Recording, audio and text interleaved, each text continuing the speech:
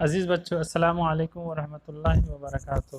یہ سبق قاعدہ درجے کے بچوں کے لیے ہے، اور اس کتاب کا نام ہے جس سے ہم آج پڑھنے جا رہے ہیں وہ ہے تفہیم القراءت، یعنی کہ کس طریقے سے قرآن پاک کو پڑھیں گے اور جو حرف کی ادائیگی کیسے ہوگی، اس میں آواز کیسے ہوگی۔ آج اس کتاب کے ذریعے سے جو کچھ پڑھیں گے وہ ہے تفہیم القراءت، اور یہ درجہ قاعدہ کے بچوں کے لیے ہے۔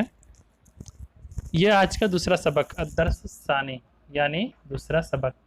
اس میں پڑھیں گے حمزہ زیر ای، با زبر با، ای با، رابس رادو پیش رون، ای بارون۔ کیا پڑھیں گے؟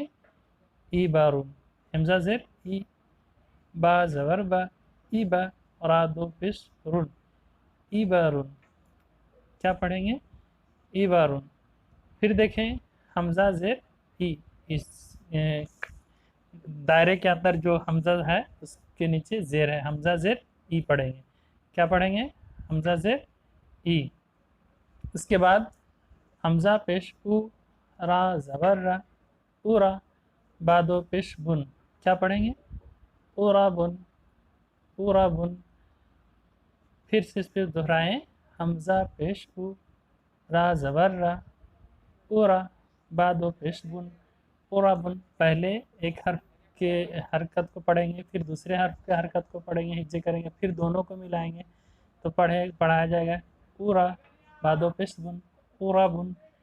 پھر دیکھیں کہ اس کے حمزہ کے اوپر پیش ہے تو اس کو کیا پڑھیں گے؟ حمزہ پیش او، او۔ یہ جو دونوں مثالیں دی گئی ہیں ایبارون اور اورا بن، اس کو مشق کرنی ہے، بار بار اپنی زبان پہ اس کو لانی ہے، اورا بن، ایبارون، یہ دونوں لفظ کو۔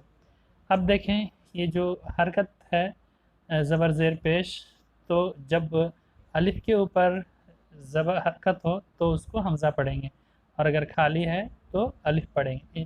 ان چیزوں کو تھوڑے سے دھیان میں رکھیں گے۔ حمزہ زبر آ، حمزہ زیر ای، حمزہ پیش او، یہ تینوں حرکتوں کو جلدی پڑھیں گے۔ اور یہ ہے الف، یہ بھی ہے الف۔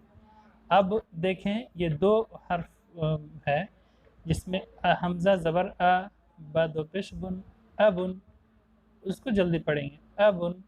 کیا پڑھیں گے؟ حمزہ زبر آ، بادو پیش بن، ابن۔ اسی طریقے سے